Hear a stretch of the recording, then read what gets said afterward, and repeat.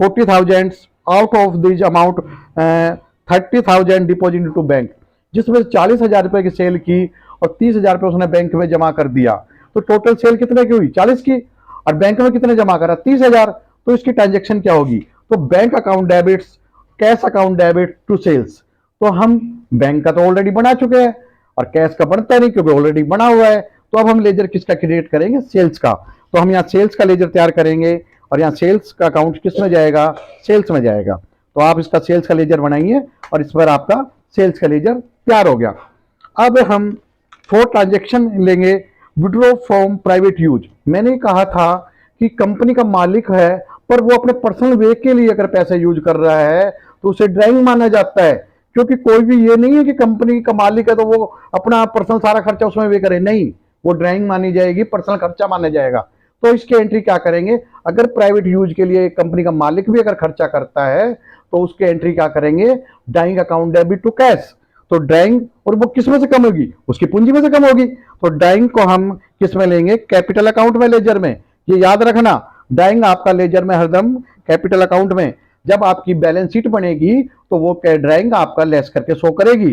तो हम आपको वो आगे भी दिखाएंगे। तो ड्राइंग अकाउंट्स आपका किस में आ जाएगा? कैपिटल में आ जाएगा। अब नेक्स्ट एंट्री है इसी के अंदर कि withdraw from bank for private use. वो कैश किया था खर्चा, ये बैंक द्वारा किया है पर पर्सनल खर्चा है। तो drawing account debit to bank. तो डाइंग का हमने बना दी, हमारा किस में जाएगा? करंट असेट्स में। तो करंट असेट्स के अंदर हम डाल लेंगे इसको और हमारा सारा लेजर क्रिएट हो चुका।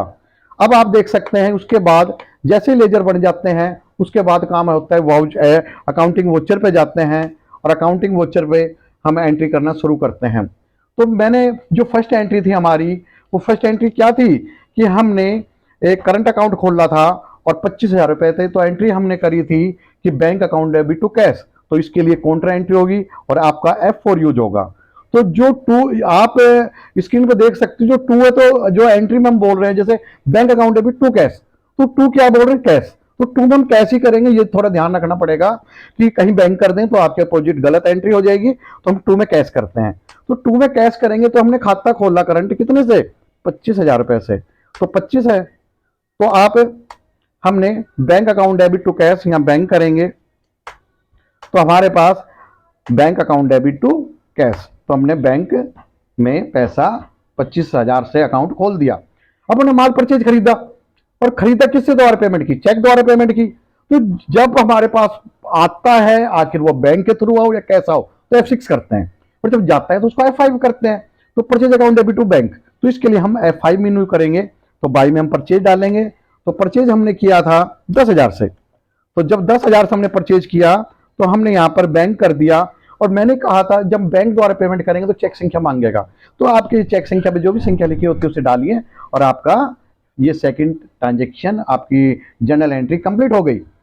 इसके बाद थर्ड एंट्री थी, हमने सेल की थी 40,000 रुपए की, जिसमें 30,000 रुपए का हमें चेक में मिल गया। तो 10,000 रुपए का बैंक हो गया। तो बैंक अकाउंट डेबिट 30,000 से, कैश अकाउंट डेबिट 10,000 से टू सेल्स। तो इसकी एंट्री क्या करेंगे? F6 में। तो जब हम F6 करेंगे तो cash account debit to sales, bank account debit to, तो हम टू में क्या आएंगे? सेल्स आएंगे। तो सेल टोटल हमारे पास थी 40,000 की और हमारे पास बैंक में था हमारे पास 30,000 रुपए और कैश में हमारे पास हो गया 10,000 रुपए। तो ये भी चेक आ गया क्योंकि हमारे पास चेक का है। तो हमने एंट्री की इसके अंदर cash account debits, bank account debit to sales. ये हमारी थर्ड ट्रांजेक्शन कंप्लीट हो गई। इसी प्रकार हमने पर्सनल वे के लिए कैश निकाला तो bank account debit to cash, तो ये भी F5 में जाएगी। तो हम इसके अंदर ड्राइंग अकाउंट F5 करेंगे। यहाँ पे ड्राइंग किया हमने। ड्राइंग कितने से किया हमने? कितने निकाला था इसके अंदर ड्राइंग? हमने 5,000 रुपए ड्राइंग का हमने पर्सनल वे के लिए कैश में निकाला। तो हम drawing account debit to cash करेंगे और नरेशन लिख सकते हैं being drawing paid with cash. तो ये हमारी हो गई। अब पर्सनल वे के लिए चेक द्वारा, तो drawing account debit to bank. तो आप इसके अंदर drawing account debit to bank करेंगे। तो drawing account debit to bank हम कितने से करेंगे? 4,000 से करेंगे। तो आप यहां पर बैंक कर सकते हैं और drawing account debit to bank. इसी प्रकार आपने कैश निकाला बैंक से। तो कैश जब निकाला तो क्या होगी, F4 में एंट्री जाएगी हमारी। तो cash account debit to bank, cash आया है हमारे पास बैंक, तो cash account debit to bank तो हमारे पास कितने से हुआ, तो आप देख सकते हो cash account debit to bank हमारे पास 12,000 रुपए से, तो हमारे पास 12,000 हो गया। तो इसके बाद लास्ट एंड फाइनल ट्रांजेक्शन हमारे पास है fix deposit account debit to bank, ये भी हमारा F5 में जाएगा कि हमने फिक्स डिपॉजिट्स के अंदर पैसा जमा करवाया चेक द्वारा, तो फिक्स डिपॉजिट्स कर दिया, कितने से किया हमने, 20,000 रुपए से। तो आप 20,000 रुपए बैंक कीजिए और ये आपके सारे जितनी एंट्री थी वो ट्रांजेक्शन कंप्लीट हो गई। अब इसके बाद आप अकाउंटिंग इन्फॉर्मेशन में जाकर आप डिस्प्ले पे देख सकते हैं, आप सीधा अकाउंट बुक्स पे जाएं और इसके अंदर आप देख सकते हैं स्क्रीन में कैश के अंदर आपका 8,000 रुपये ये आपकी कैश बुक है, और इसी प्रकार आपका बैंक बुक है, ये 9,000 रुपये की ये बैंक बुक है। और इसी प्रकार आप इसके अंदर सेल्स रजिस्टर देख सके, सेल्स की हमारी नहीं है इस पे, तो ये सारी हमारी एंट्री आप इसके अंदर देख सकते हैं। डे बुक में हमने जो भी काम किया है, डे बुक के अंदर ये होता है कि डेली का वर्क होता है जो शो करता है वो शो करता है।